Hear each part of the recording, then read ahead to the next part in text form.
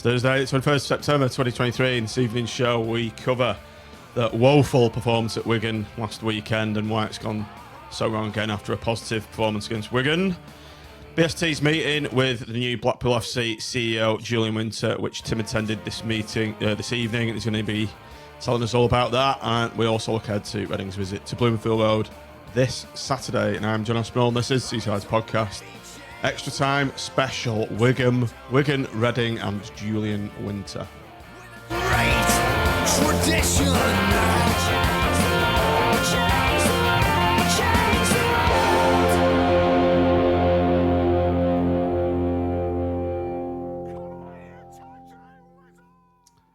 Welcome everybody to the Seasiders podcast. Welcome on the audio. Welcome on YouTube or Facebook. This is going out after we are recording this privately because it is 9:40 on a Thursday evening. Everyone's been in various places around the world, but Tim, we've had people, particularly you, people have been bugging you saying, when's the next pod? And here it is, and here's our dedication to the cause, doing it at this time on a Thursday. Now, I made a schoolboy error of promising that we were doing it on Tuesday night, to then repeatedly get people messaging me saying, what's going on? Where are you? Where's the link? So I know you did promise originally, John, to do it on Sunday night, didn't you, when you were away for your birthday, which I thought was incredibly foolhardy. Yeah, well, I was looking for the right adjective, and that's probably just about it, because you did slur your words as you said you were going to do it. So it was John's 50th it was on Monday, but we had a few libations on Saturday night and a very hot curry from my part. I had one of those Naga ones that literally burns your mouth. Did it burn your ring afterwards as well, Tim? That's too much information, John. That's X-rated. That's for after 12. We're not late enough yet. I only had a butter chicken, but I put a bit of Tim's Naga in with it, and you mixed it up, was too hot. I mixed it up, yeah. And even that made a reappearance early in Sunday morning. So God knows how you were. I feel sorry for Mrs. Tim. Well, it was the windows had to be open. Let's put it that way. Well, actually, I bet Tim's got a cleaning lady, hasn't he? What with Mrs. Tim doing that? Somebody comes and wafts a palm leaf like that. And then escorts him on his sedan chair back to the James Bond layer of a kitchen that he's got, a common room. Yeah, so it was my landmark 50th birthday on Monday. So I was away on Sunday, so that's why we couldn't do it. And so we're coming back. We're coming here now on a Thursday. Wycombe preview. Tim, it's actually a good thing, Tim. We've done this late because you've had a meeting with BST meeting with new Blackpool FC CEO Julian Winter this evening. So yeah, do you want to tell us about that first, and then we'll go over Wycombe and how crap it was after that. So let's start with a bit of positivity first. Yeah. So obviously, as most people will know, obviously Ben Mansford left at the end of last season. John T.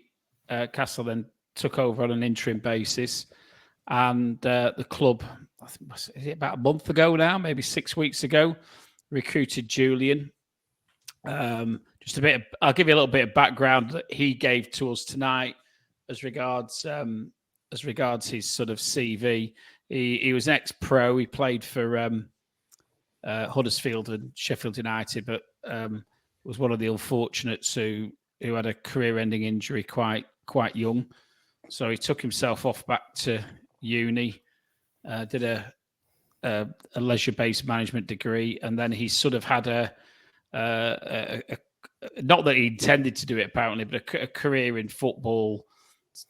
Done a lot of work with community trusts or the equivalents of in various clubs in his early days, and then as he's become more experienced, he's had fairly high profile and CEO positions at places like Huddersfield, Sheffield United, Watford, and then most recently Swansea.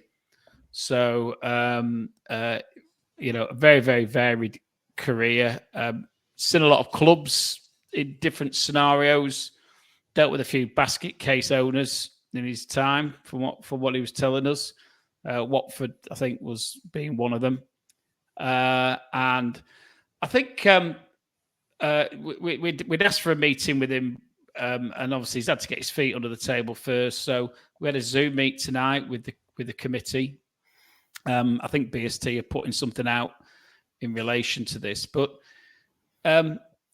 it came across. It was quite refreshing, really. It came across as very open, quite direct as well. So he says what he wants. The meeting will last so long, and it's all jokey, but it will last that long. Because he's got a job to do, and they don't want to sit there for 3 hours listening to a load of waffle, and we don't want that either. To be fair, it was the focus was very much on how we could work together moving forward. Obviously, I know it's been on the back burner a little bit, but you've got the you've got the fan-led review that's going to be implemented. There's going to be all sorts of change. Nobody quite knows how it's going to pan out yet, but there's going to be all sorts of changes to do with that, and that's going to almost enshrine the need for a lot better dialogue.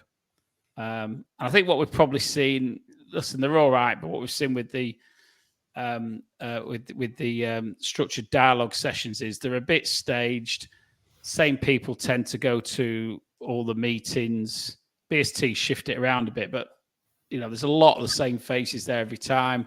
Nobody else really gets a proper handle on what goes on, and that causes, I think, a little bit of dissent's probably the wrong word, but people aren't happy that it seems to be a bit of a closed shop, lack of transparency. So we had a good chat with him about how that can change. I think he has spoken about his experiences at other clubs, and what stood out for me was that he seems very, very keen on what I'd call meaningful fan engagement. So we're not on a box ticking exercise where you have your 3 meetings a year.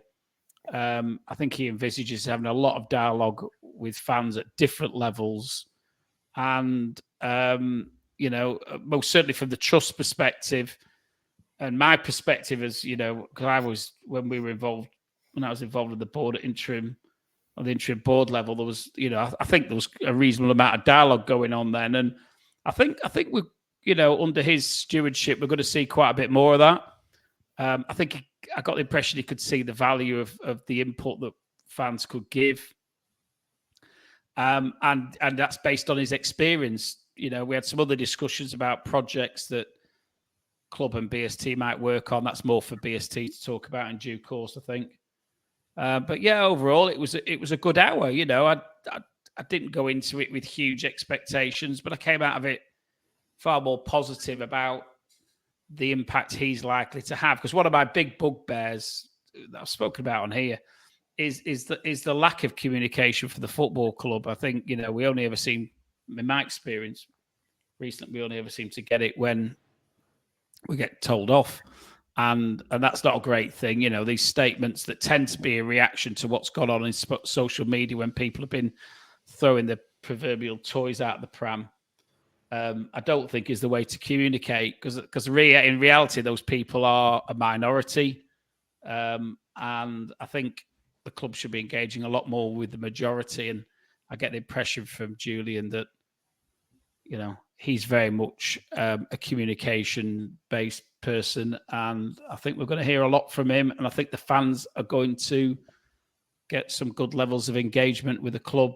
And it's a two-way thing, because we, not just BST, but anybody who participates in any form of dialogue will be able to share their experiences, share their ideas, and some of those ideas might, find their way down into what the club actually does, which is what it's all about. You don't want the CEO, anybody from the club sitting there just listening to people drone on. You want people who are going to turn up at these meetings with some positive ideas and things that hopefully will improve the experience, match day experience, and the overall experience of being a fan of Blackpool FC. So I think we'll find, the engagement will all be the same type as well. I think we're going to see lots of different things. Hopefully, some things that will help people who are exiles. I can see them trying to get out into the community with this a little bit more, and maybe making meetings sort of topic specific as well. So there might be team-based meetings. There might be, project-based meetings. There might be all sorts of different stuff, but I think it's going to be a fairly regular thing, and that, for me, is music to my ears. I think for me, it's great that we've got a CEO that is actually an ex-pro, and that's very rare in kind of football directorship management circles. And I was just looking into it before, Tim. He's played over 100 games for Huddersfield Town, so it looks like. I got the impression I haven't looked up any stats, but he said he battled. He had about 10 operations on his knee over 4 years, and he retired at 27. So it must be quite, it's catastrophic. If you're a footballer and obviously playing at quite a reasonable level at Huddersfield and Sheffield United, you're sort of at the start of moving into what should be the most important part of your career, and then it's just taken away from you like that. That shows how fragile that occupation is, doesn't it? You're literally one clumsy tackle or one jarring knee away from losing your job, aren't you, at all times? Did he talk at all about, I mean, it's obviously been a critique we've had over the last couple of seasons that different parts of the club, there's lots of people with these management roles, but it hasn't really added up to a very coherent picture. Did he talk at all about how his experience with both business of football and playing of football, whether he felt that could knit together the different elements of the club, or was he purely talking about sort of more business community kind of things? Did he strike you as like the classic CEO role, or did that football inside have an element to it? I think obviously it was an intro session tonight, so I'm too honest, for the first 10 or 15 minutes it was and there was bar one committee member, everybody was on the call. So, he wanted to know about us as well and what our skill sets were. And, and actually it's when you sit there and listen to other people talk about the skill sets on the committee, you sometimes beforehand, you don't quite realize where their experiences lie and what they bring to the party. And so I think he came away probably reasonably impressed with the with what we had on the committee, but that took a little while, and then he must have spent 10 minutes talking about his sort of background. So that sort of only gave us probably about half an hour or so to deal with the agenda items that we'd sort of fixed, which were kept quite generic because it was very much stressed as being the first of what hopefully will be many such discussions, and they will be more specific. But what I think what he spoke about, which I think is quite useful, is that he's obviously been at various clubs. I think he's probably, if you total them up, been about 7 or 8 clubs in total, and so he's got quite a good insight from those different experiences as to what can work, what doesn't work, and particularly the way in which you're best communicating with fans. And I think I get the impression, he didn't actually say as much, but I get the impression from him that he sees the structured dialogue as, yes, you have to do it because the EFL say you have to do it, but it isn't necessarily the most effective way. And I know, I only have to look at AVFTT and, the number of times it's talked, people are quite critical, and they're critical because they feel excluded. And so I think he didn't really focus on how he sees him knitting the various aspects of the club hierarchy together. That didn't really crop up today, in all honesty. I think I asked the question because obviously people do feel, I totally agree with you on people feeling excluded, but I think one of the things is we haven't performed very well as a football club over a period of time, and we've paid some quite high salaries to people to do recruitment, to manage the football team, to recruit for the football team, to do various different roles that didn't exist before.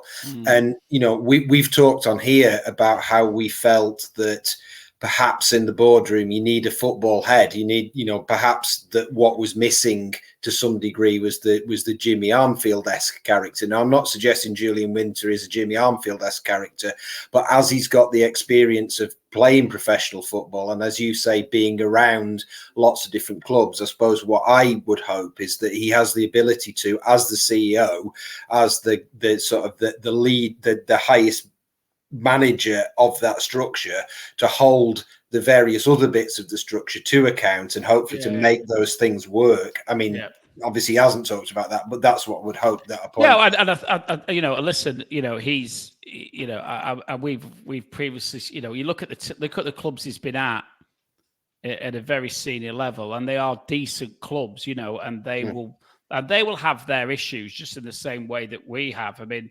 Swansea, I think, is generally perceived to be quite a stable club off the pitch, but I think he's had to deal with some dynamics there in relation to the introduction of minority shareholders. He briefly spoke about the issues at Sheffield United, which involved the outgoing owner and the Saudi prince who owns them now, and that ended up, I don't know the detail of it, to be honest, but that ended up in the High Court from what I can gather. He's used to dealing with and then of course you've got Watford and the car crash ownership model they had for a while. I don't think he lasted. I don't think he stayed very long after he took over. So I think he's been there and bought the T-shirt in relation to experience. He's still obviously getting a measure of everything that's going on. But I take the point. I think if you look for pound, where the pounds are going and what you're getting in return, I think recruitment's been an ongoing issue, hasn't it, in relation to our club as to whether we're recruiting the right areas and whether they're getting the right people. And I think you've got to be starting to look at what we're doing, how we're doing it, and wondering whether we are getting value for money there. And I mean, ultimately, you could boil it down to this: we are about in the same league position as we were when Sadler took over. He's put a lot of money into it. That money hasn't just gone to footballers. That money has gone to, I'm just relisting the list of people I said before. We've been through a churn of a number of those people, and we're in basically the same position as when I think we're actually lower than we finished in that season when Terry McPhillips resigned just before, So actually, at this point, we've maybe spent all this money to be 2 or 3 places lower than Terry McPhillips got us. So we probably do need to get better value for money. And it's all very well having the endless cyclical argument about, is Sadler the right man and does he put enough money? And he has put, you can see in the accounts, he's put a substantial amount of money into the club. The question is he getting value out of that money? That's the first question. And hopefully this guy's got the experience to make sure some of that money is spent better, spent more effectively and more efficiently. Yeah, Andy, I think that's just what we've been saying. I think what Tim said about Mitch about the fact there's proper football knowledge now from the playing side. I think that will be a huge positive in the boardroom, and hopefully that'll trickle down to the rest of the team. The club as a whole. Hopefully, the proof's in the pudding with anybody. So let's give him as good a chance as we can to do what he can do. Everyone deserves a go, and he's got an opportunity to make a real difference at the club. If he does his job really well, he'll get us on side, and he's also he's got to have a word in the ear to the owner, surely, if we don't feel as though things are right on the field as well. Because, I see they were advertising tickets for Reading on Saturday. With what we've seen so far, I don't think there'd be a huge queue around the block for tickets for that game that are not season ticket holders. So he's got that to deal with as well. Tim, from what you've just said there, do you think there'll be a proper fans forum like there used to be? Would you imagine? Yeah, he spoke about that. I think we're going to get a blended dialogue. So I think he's stuck with the structured dialogue meetings because I think you've got to have those. They are part of your it is almost like, in my profession we have to do Lexel and CQS audits, and I'm sure in all the jobs you do, God, that sounds boring. Marks. No, it is, but the point being is it's a tick box, isn't it? Yeah. It's a tick box that says you do that, you do that, you do that, and you've got to do that. And I don't think that will change. But I think what interested me was that he didn't see that as right. Well, we've done that. He just says, well, I have to do that, but this is what I want to do. So, I think, as I said, I think he spoke, for instance, when they're in Watford. I think there's 12 boroughs in Watford, and he said we ended up having a meeting in every single one of them. So he said some of them will be at the club, but then we want to go into other places and sort of like more sort of go into the community with the engagement. Mention the possibility, because it's bugbear mine, particularly for the exiles, as to whether we can get some of these meetings on Zoom or whatever. And he seemed reasonably receptive to that. And the other thing is sometimes and BST coming for a lot of grief about this, particularly the ones pushing agendas about having secret meetings and all this. But to be fair, sometimes there's meetings that take place with the club, and then the clubs say, "Look, don't make this public." And then what do you do? Do you go public and break the trust that you're trying to build with the club? Or do you respect what's said, and then when other people find out about it from other sources, then they say you're having meetings behind everybody else's back? Then you get your Chinese whispers going on as well, don't you? Yeah, and it's all over, So that's incredibly frustrating, and we sort of tackle that head on, and it was very refreshing for him to say, no, tell everybody that we met today. Tell everybody that I've committed to meet with you on a regular basis. And that's what you want to hear, really, because nobody wants to be going. People might think, that they think so important because they're having these. The last thing anybody on the BST committee wants to do is to have a meeting that isn't immediately shared with everybody. Now, sometimes you can't, and listen, going back to when we were doing stuff when the Oysters were there genuinely were reasons why you couldn't publicise what you were doing, because if you did, it could have led to people getting in trouble, and secondly, it would have given the Oysters an insight into what was going on. So you genuinely did have to keep quiet about what you were doing and keep it under the radar. And it was for everybody's benefit.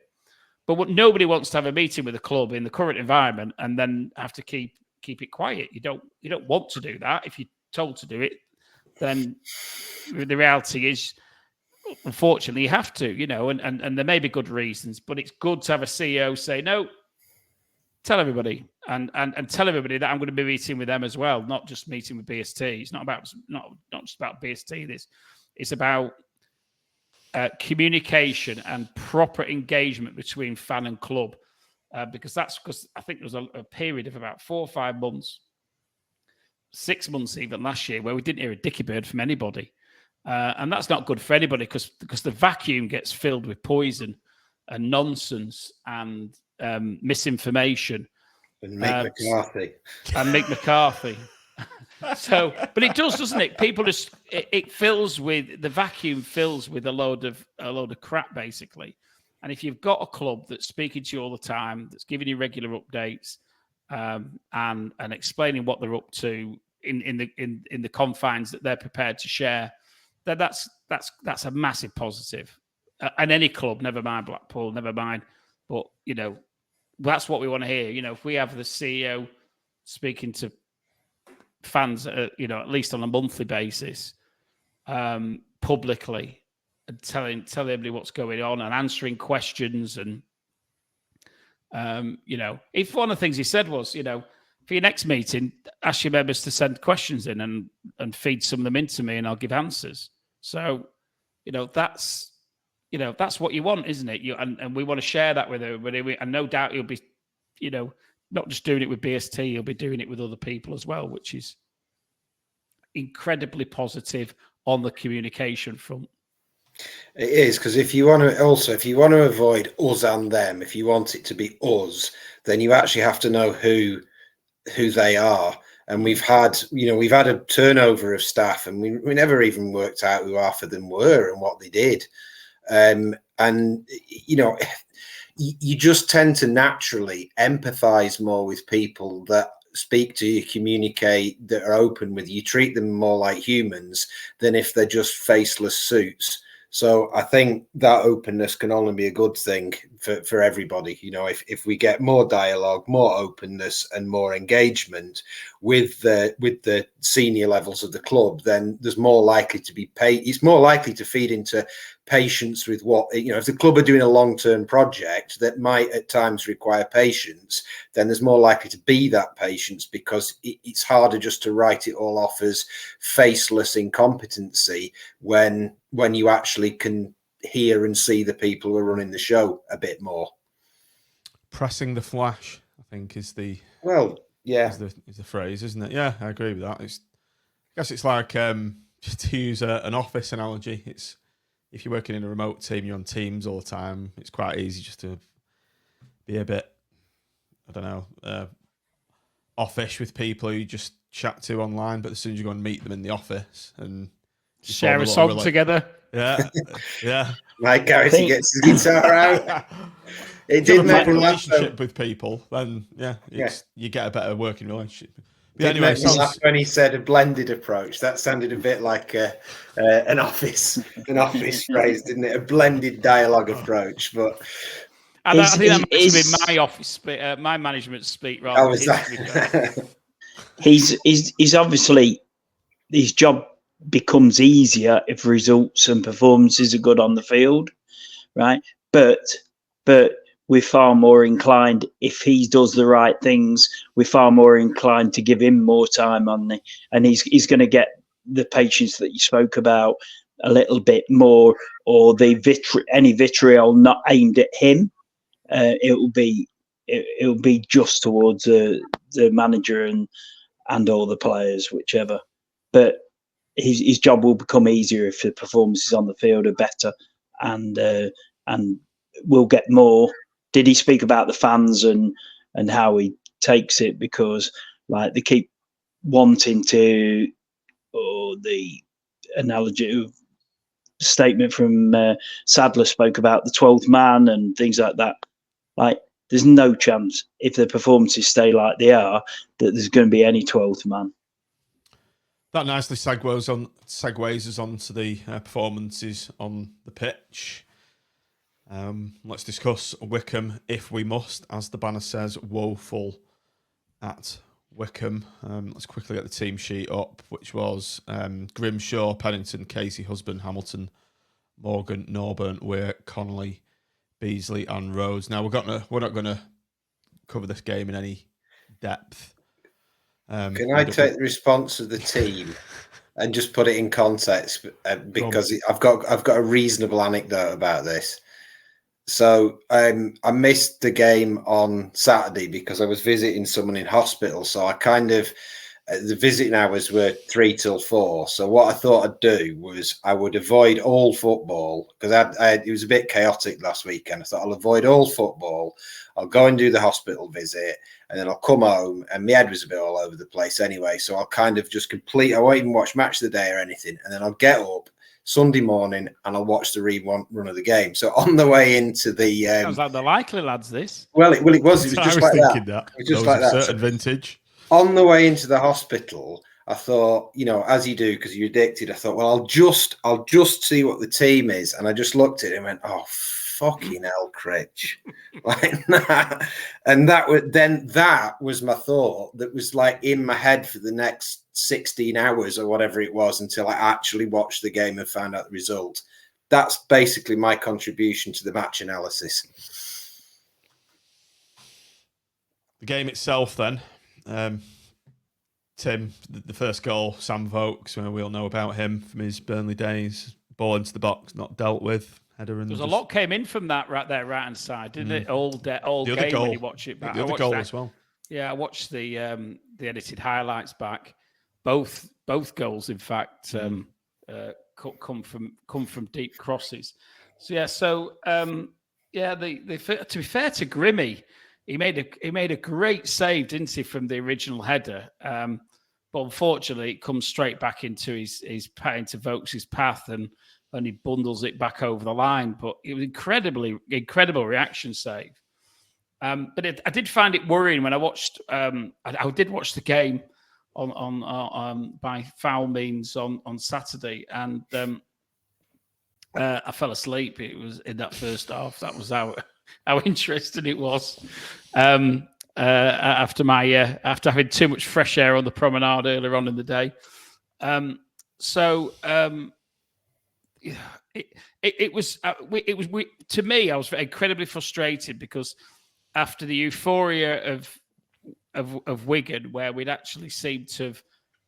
Listen, we weren't brilliant, but we seemed to have turned a corner a bit. And listen, we're all on and we're incredibly positive. The approach to the game, Tim, against Wigan, it was a different approach to the game. It was massive. Massively different approach, and we seem to have gone back to this, which has been a feature, I think, of all the away games, of this obsession with holding possession at any cost, but without really having any penetration and without having any seemingly any real game plan. So I think I had a quick look on the BBC site before the game, and before the pod. And we had, I think it was 65% or 64% possession to their 36. But it was just like Wigan's possession against us. It was like, if you'd said to me at half time, Wigan have had thick end of 70% possession, and I said, nonsense, we were the better team. And Wycombe were by far the better team in the first half. I mean, we could at one stage, I think, have been about 3 or 4-0 down. Because there was a couple of crosses came across where literally, if they just got foot in, it was a goal. Because it went right across our centre backs but the problem for me was the fact these crosses kept coming in and nobody seemed to be doing anything about stopping it. There was the lad, the black lad who was on the right. I can't remember his name now. The lad with his short dreads, he was really good. He had our lot on toast, didn't he? He really did. He just struck me as the player we don't have, that you give the ball to, got a bit of magic, got a bit of trickery, direct, wants to attack, and has a quality delivery. I mean, who's that for us? Yeah. And we were a bit unlucky, I think, with Jordan Rhodes scored a header, didn't he, in the first half, which was given offside. I think I've not seen the angles back, which suggests that he was onside, but I know that quite a few people have suggested that they think he was. Tim, if you listen to Neil Critchley's post-match interview, he was scathing about that. Obviously, I think they've got a better view down there from the touchline. Yeah. He said it was definitely onside. He said there's no way it was offside. Yeah, I must admit, from the angles I saw it at, he looks like he's onside. But obviously, I'm not in line. So, and actually, probably, if I'm going to pick a nugget of positivity out of this this sea of despair that we're in after losing away yet again, it is probably Rhodes' performance. Because if you focus on how he doesn't end up on the score sheet, could have had a pen as well, second half. Yeah, he had the penalty. He had there was another shot. What was the other shot? Oh, he had the other shot which was fantastically saved. Yeah. It was a Dougal cross, wasn't it? Could have had a hat trick on another day. Yeah, he's had 3 quality efforts in what was, and to use your expression on Saturday night that you threw in, insipid performance, because it was poor. I think we did get better after we made the subs. To be fair, I think we seemed to take the game to them a little bit more. We got better after we were 2-0 down, Tim, which is too late. But the problem, and the problem is they're then conserving what they've got, aren't they? So where they might have, if it'd been level, they might have been going for the win. They were thinking, right, we've got 2, we're 2-0 to the good. We'll shut up shop a bit. So maybe we have got a little bit more license to come forward. I mean, Carey had a decent shot, to be fair, as well, when he came on. But overall, and the big problem is we're still trying to put these square pegs into round holes. This obsession, we're playing CJ on the right, is it's really starting to irritate me now. And this Connolly on the left wing. Although I have to say, Connolly did put some half decent crosses in from the left hand side in the first half. Can I just jump in there with a Callum Connolly based stat? Here we go. Connolly might have put some nice balls across, but Connolly, as yet this season, hasn't yet achieved what would be classed by the stats people as a successful cross, which is an interesting fact. Connolly has achieved in 4 games 1 successful dribble. So this is a wing back who hasn't yet had a successful cross, which presumably is defined as a ball that's actually met by somebody. I don't know how it's actually defined. This is really classic Sean McGinley stuff. His XA, so his expected rate of assists per game, is 0.08. So our right wing back is on target for 1 assist every 12 and a half games. 1 dribble in 4 games and no accurate crosses, which I'm not using that to slate Callum Connolly, because actually Callum Connolly is a wholehearted and worthwhile player, will always do his best. I've no desire to run Callum Connolly down. I'm using it to suggest that it's a bit of a problem when your formation relies on wing backs for their creativity, and one of them isn't providing any creativity. And linked to that, we have the lowest percentage of efforts on goal from the left-hand side of the pitch of anybody in the division, which also suggests, as the point of a wing-back based formation is your wing-backs get up the pitch, and if you're inverting them, they're presumably supposed to cut inside and have shots, because why else would you invert them? What would be the possible other reason for that inversion if it wasn't for the wing-backs to have shots? But we've got the worst record of shots from the left-hand side of the pitch, because Callum Connolly is not a left wing-back in anybody's money. He will score a hat-trick on Saturday now, I've said that. Yeah, but and how does listen, and CJ and his 1 in 10 decent game against Wigan, but you know, 1 game doesn't justify persisting with this system, does it? Because how many times do you actually see CJ cut inside onto his left foot? You hardly ever. He always goes right. He always goes right, and then he's on his weaker foot, and you're going to get a weaker cross out of him than if he's on the left. I don't get it. I literally, because if you're going to play, if you're committed to playing CJ, I can't. I'm saying statistically that I've not got the statistics to prove it, but my perception is he's always, on average, given a better performance when he's played on the left, because he's in his more natural position. He's a bigger threat. Now, that's not to say he can't ever do a job on the right. He showed against Wigan that he can. But would you like some stats for CJ? Go on. Stat attack. Okay, well, CJ, I've looked at some of our players where they fit in the division, so against other players, and CJ has the 49th best record for successful dribbles, which isn't particularly good, is it? The 49th best. He's got the 30th best record in the division for accurate crosses, which again, it's not really very spectacular when you consider Jimmy Husband is 9th. So, you know, he's putting in less accurate crosses than a centre-back, and he's 32nd best for key passes, which is kind of, you know, passes that kind of influence a move in a particular way. And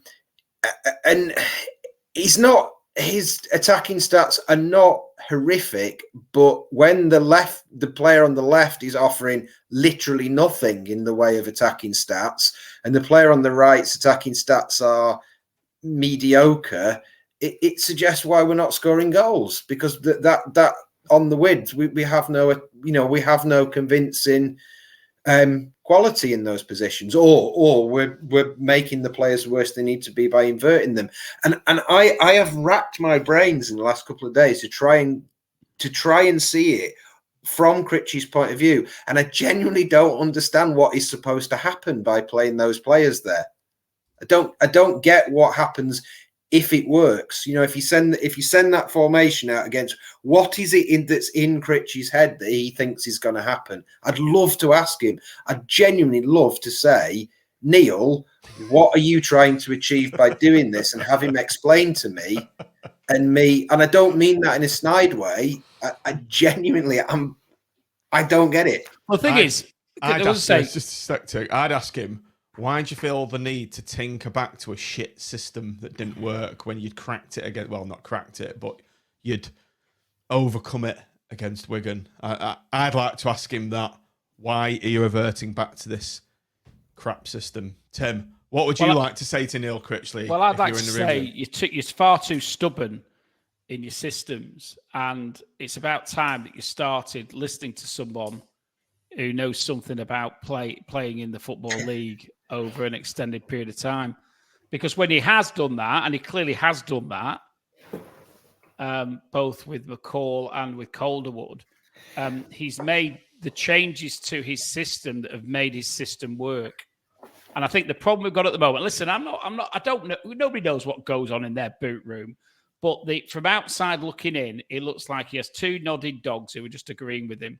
And what he actually needs is somebody who he would respect, who's played, say, Neil, that ain't going to work. And on this, Tim, when Michael Appleton was public enemy number one, nobody on earth said, "Oh, let's give Michael Appleton time and go and get him another assistant." When Larry was here, nobody on earth said, "Oh, the problem is Larry's not got the right assistant. Let's go and get an assistant." And I said this last time. It was within Critchley's gift, I presume, when he was appointed to choose his backroom staff. I can't imagine Sadler went, "I'm only having you back here if you bring Mike Garrity and Ian Brunskill with you." I presume he said, "I want you back, and I'd like to know who you want in your coaching team." And if he has chosen not to go that route, then we've got to go and get a McCall or a Calderwood will cost us a decent amount of money. It will. Those people won't just come and there'll be six-figure salaries, won't they? Yeah, they're not going to come and work for a club shop voucher and a stick of rock. And we've got we need a decent wing back. When it comes to January, we need a decent wing back in this squad. We probably need other players as well, but God, we need a decent wing back in this squad. And it kind of grates with me that 3 years down the line from when we first took him on, we're back there talking about how we might need someone to hold his hand. Like he's made this choice to have this team and presumably put thought into it. I don't know I don't know where we go from there with that.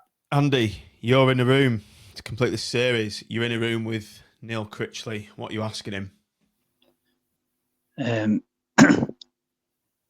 How much has the damage been done from the 2 sackings that he's had in the last year? How much has that made him frightened to lose? We're a club that has looked better when we've been a bit carefree, if you like, and just look at the Holloway scenario. That wasn't carefree. That wasn't done without tactics. But it was done with an intent to attack and get the fans on side, and it carried it along in a wave of enthusiasm time and time again. It doesn't mean that some of the time we didn't sort of think he's got that wrong. He's got that wrong, or he's got his tactics wrong. Of course, we were critical and things like that, but it was done with an emphasis on entertainment and attack. And like now, generally, a lot of us sit at games feeling bored and no willingness to travel 100 mile there and 100 mile back or more for an away game. There's not enthusiasm now. And somehow we have to get that back, because then that's where we were controlling. I want him to understand that. I'd want him to understand that, and understand that when we're playing the ball lethargically, I'd ask him, where's the pace being injected? Where's the pace? Where's the killer balls? Who's playing those? Because I don't see anyone doing that. We've scored a last-minute winner to beat Wigan, and the owner thinks that that's all sweetness and light now. Well, it's not, is it? Nope. So there was no press on Saturday where, and this is what when those balls were coming in on the right, we were standing off them all the time, and we had players there. We had plenty of bodies in the right areas, but we didn't seem to get anywhere near the ball. We you shouldn't be letting people just have free crosses into your box. Listen, you're never going to stop them all, but it was like one-way traffic in that first half. And listen, I'm not belittling Wycombe, but Wycombe, aren't they? They're not. They're a functional football team. Exactly. They're not. They aren't going to be at the top of the league at the end of the season. They're going to be nowhere near. They're going to be mid-table at best. They made us look very poor in that first half. And it's so frustrating because I still look around that squad and think if they've played in the right positions and they've got the right mindset, I predicted us to win the league at the beginning of the season, and I'm looking like an idiot. But the reality is that with the squad we've got, we should be there or thereabouts. At the moment, we've got the likes of Exeter and Port Vale. Listen, it's early days still, but near the top, along with Portsmouth and whatever. And they aren't great sides, but the winning games are the winning games because they're not making stupid mistakes.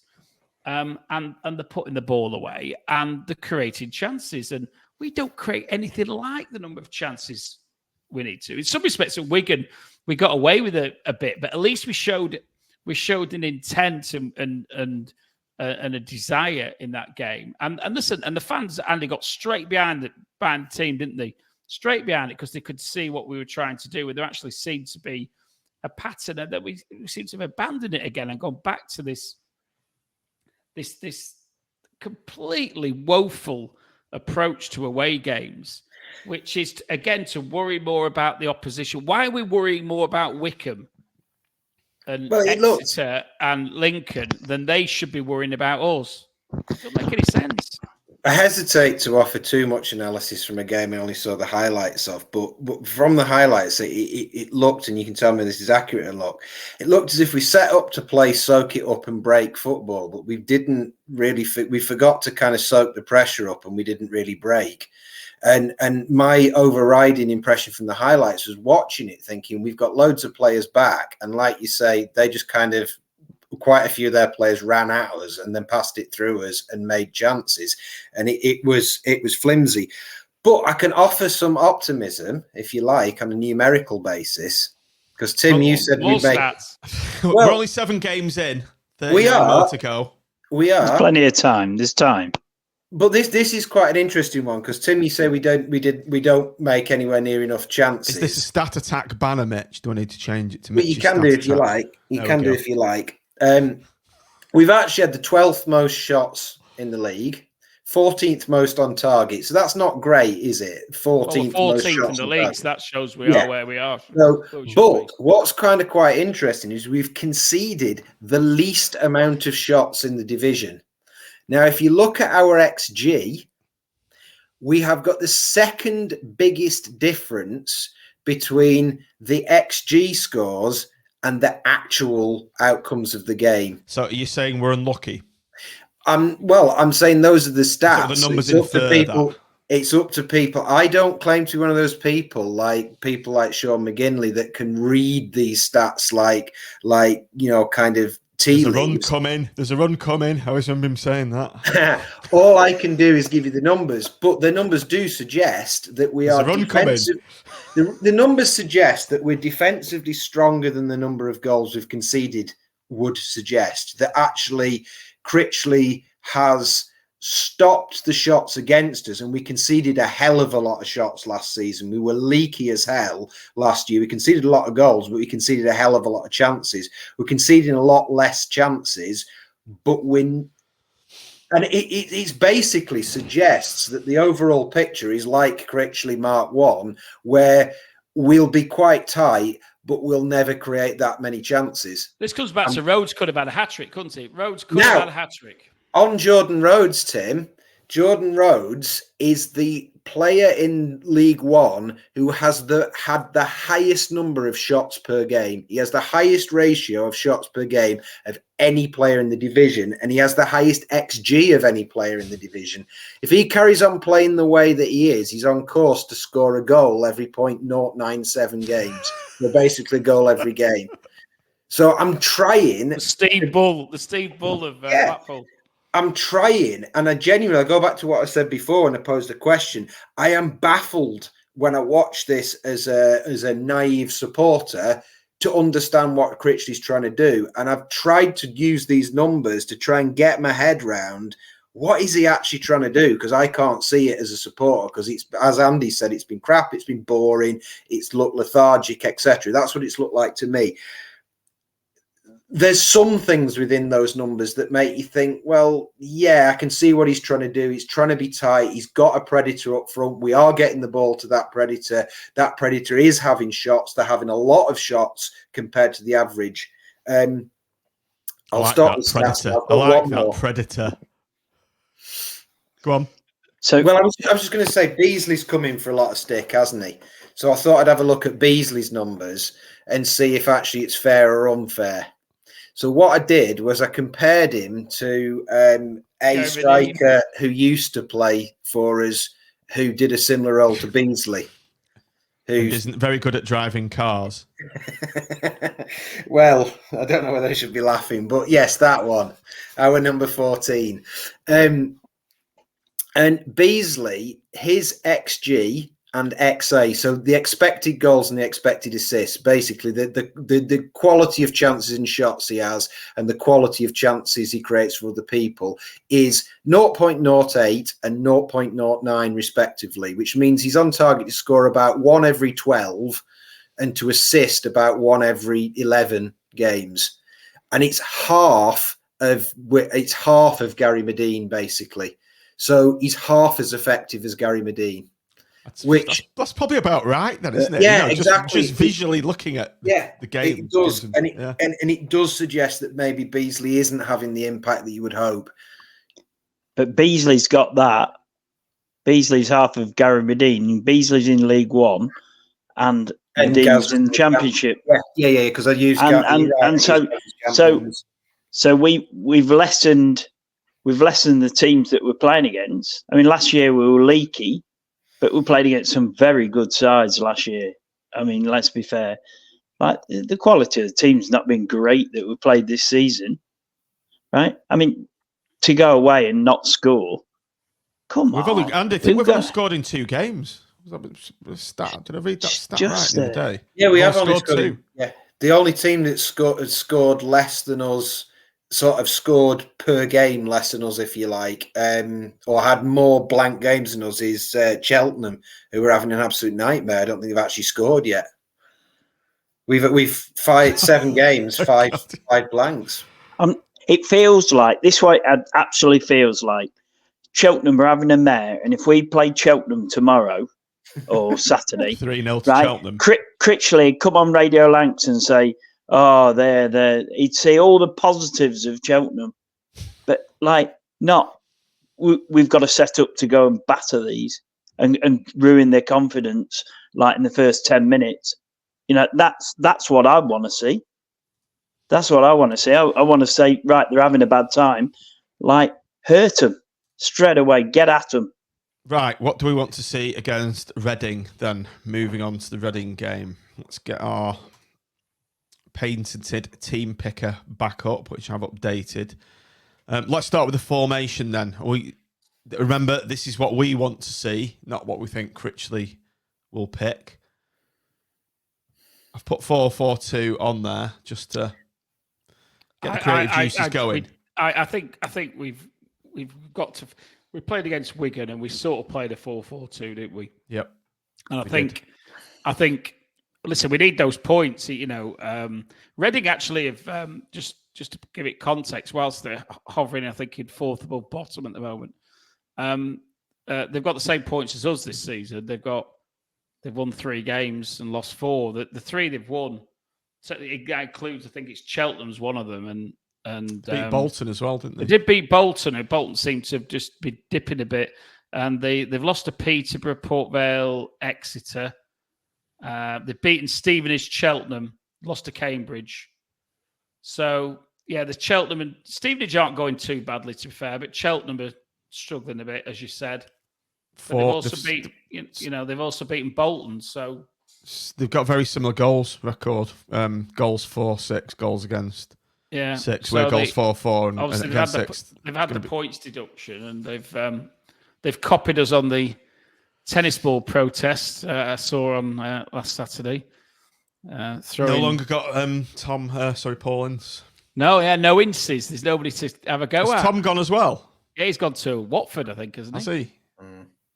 Yeah, but they did the tennis ball process. They did it on 16 minutes. Apparently, the resonance of that is that that's how many points they've had deducted under the current owner. There's 16 points deducted so far.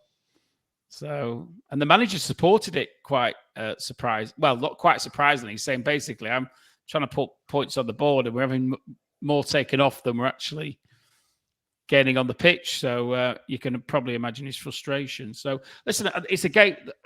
I sort of threw that in because I think it's a game that we need to go out to win. And I think, and Andy makes a good point, in the context of Cheltenham, that we need to go out there like we want to win the game and we believe we can win the game, rather than thinking that we need to contain Reading.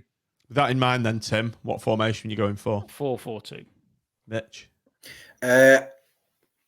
This is a bit of an odd answer, but I just want Dembele in the team. So I want us to pick the team around him.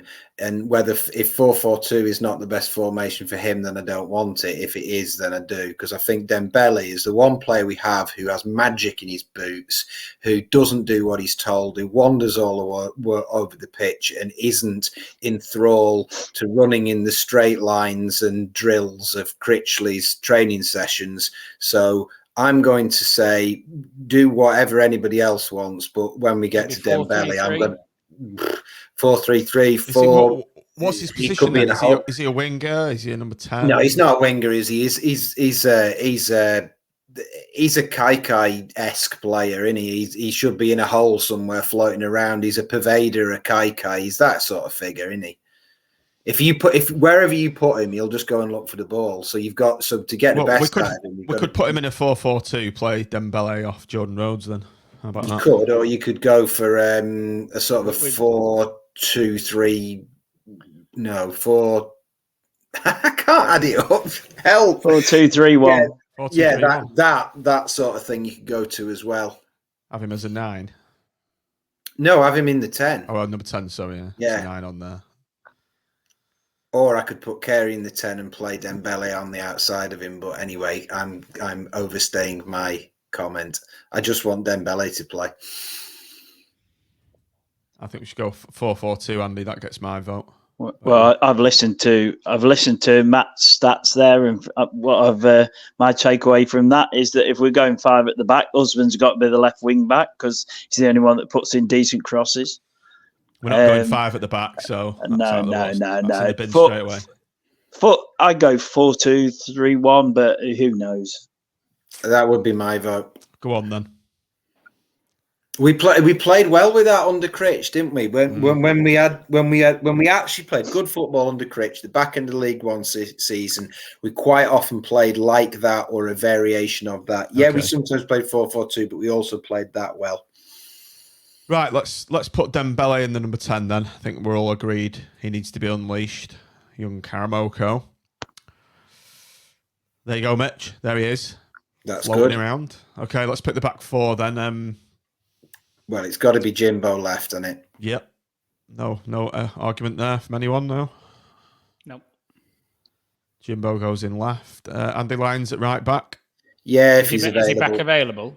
If he is, we'd like him to be, so let's stick I don't think Critch will put him straight in. But it's our team. Yeah, balls to Critch. Critch isn't going to pick Dembele in a number 10. He never picks number 10. He's frightened of creative players. He's not going to do it. He'll be on the bench. Yeah. 2 centre-halves then. Pennington. This is controversial. Is he right? Go on, Andy. Go on. This is controversial. If we're going to a 4, I'd play Ekviteta and Pennington. Not a bad shout. It's not a bad shout, Andy, and we conceded 2 goals from big lads at the far post, didn't we, pushing over our centre halves? And I couldn't help think, well, for all the stick he's taken, would Marv have been brushed over by Volkes so easily? That's a great shout, Andy. You've convinced me. Yeah. Marv is always better in a back 4 as well. Yeah. Getting back in. Yeah. Sakia? I'm happy with that. Bit harsh on Casey, but he's been good. But He's yeah, not but world-class good. Yeah, he's not a world beater, is he? Marv A world needs to be in a stopper. 4, and he was getting crucified in the 3. So yeah. Yeah. Well done, Andy. Right, we've got 2 holding midfielders. Norburn will be 1. Yep. I think Sir Kenneth deserves to be in there. That's what I'm thinking. Can Kenny set up Thingy's chance as well, didn't he? He set up Rhodes' chance when he came on. I'm not going to argue against Sir Kenneth. Scored the winner against Wigan, of course. Yep. I'm not going to argue against Sir Kenneth, but I am going to say at some point Matty Virtue surely needs to get a game, otherwise what's the point of him? And I would argue that with the 2 holding midfielders, you might want more of a box-to-box quality in one of them than a sitting quality, if you like, if we're taking the game to them. But Kenny probably does deserve to play. Do you not think Norburn will play a bit more advanced with Kenny next to him? Does Norburn do advanced? I mean, this is a player that never scored for his previous team, literally never. Does he do advanced? Is that basically what he does? Is play quite neatly in front of the back and ping long balls to people running around? And if it is, if we've got the right movement in front of him, then that's fine. That's the thing you need. I don't know if he actually has the much to offer higher up the pitch in a midfield sense, which is why I'm suggesting possibly balancing him with Virtue. But I'm not against Kenny, because actually Dougal also can do that. He can get forward and he can drive and he can move the ball and stuff. So I'll just shut up and we'll go with Kenny. We all happy with that? Yep. So we've got Dougal and Ollie Norburn. Go right side of the 3, gents. Well, we have to have some pace, don't we? Yeah, Siege. We have to have pace. Yeah, I think two fastest players we've got, almost, without being totally ridiculous. We need some pace with that. Owen Dale. Dale's not very quick. Polton FC's very own Owen Dale, by the way. He's our club player in the Tangerine teammates. It's surely Dale and CJ. I mean, there are only meaningful sort of attacking wide players, aren't they? Shane's still out, is he? Definitely. Well, I wouldn't play him there anyway. He's back on the grass, I think. I wouldn't play him wide left. Could we play Jensen Weir in place of Norburn or Dougal? No. Play. Well, he's got that box-to-box quality, though. No, I'm talking about. Oh, sorry. Yeah, maybe. Although he was a bit. I mean, again, I only watched the highlights, but he twice on the highlights he scythed people down from behind. He looked maybe. I don't know if this is fair from the full game, but he conceded the free kick that they nearly scored from and the free kick that they did score from. Maybe that's a bad idea then. And you can't damage the sales of the Kenny Dougal fan club badges. And I think I'm convinced that if you stick in CJ and Dale with Dembele, that's 3 players who have got total forward intent. Then yes, you probably do need the more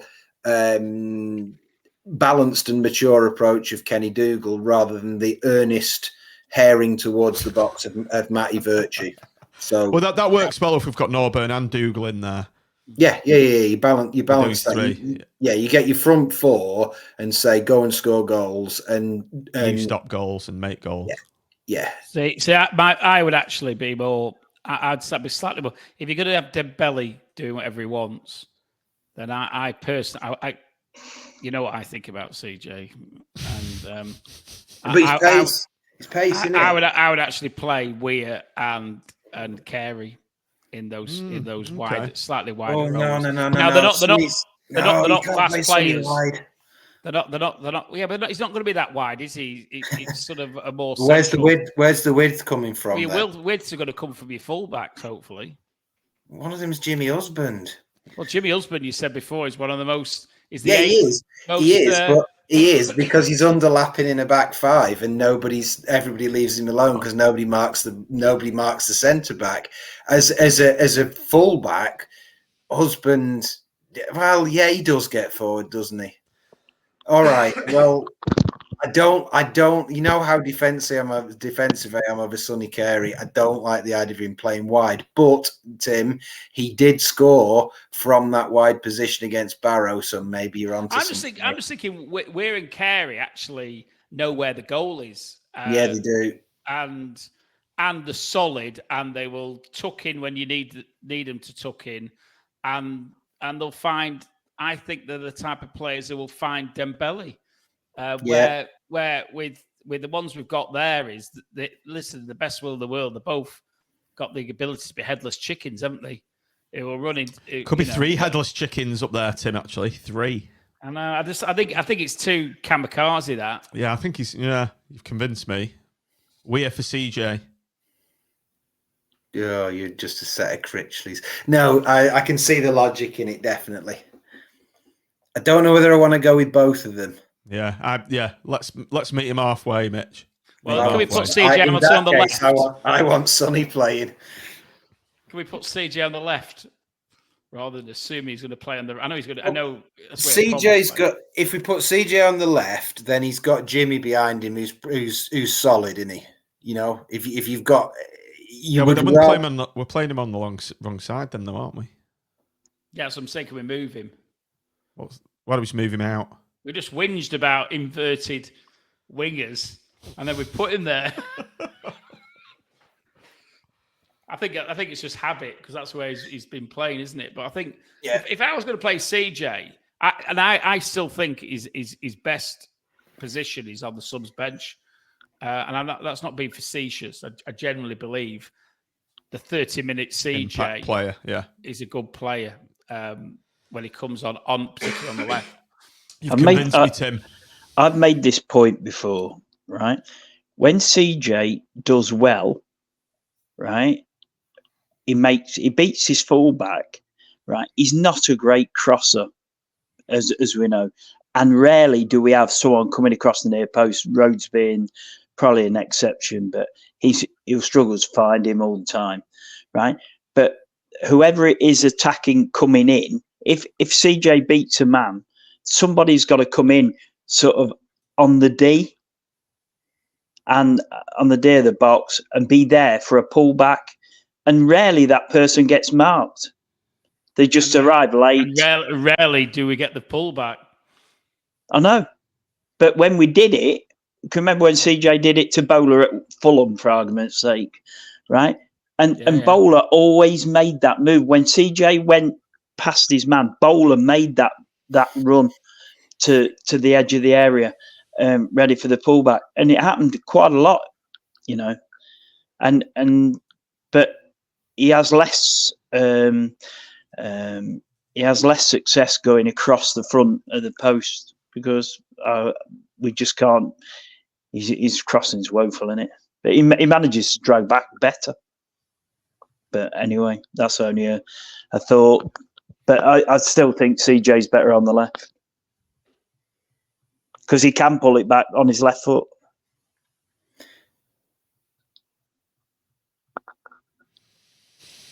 My concern is lack of pace. As Raggy said, where's the pace in this team?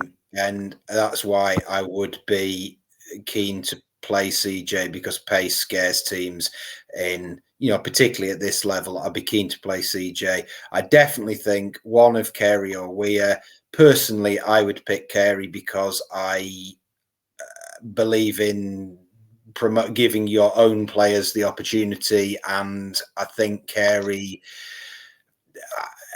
I just feel he has goals in him. When he starts scoring, he will score. So I would go CJ left, Dembele, Carey, Rhodes, but I suspect everybody else would go Weir, and I suspect the entire rest of the internet would go Weir, probably apart from Carey and his family. So what are we doing then? Sticking with that? Or twisting? CJ left.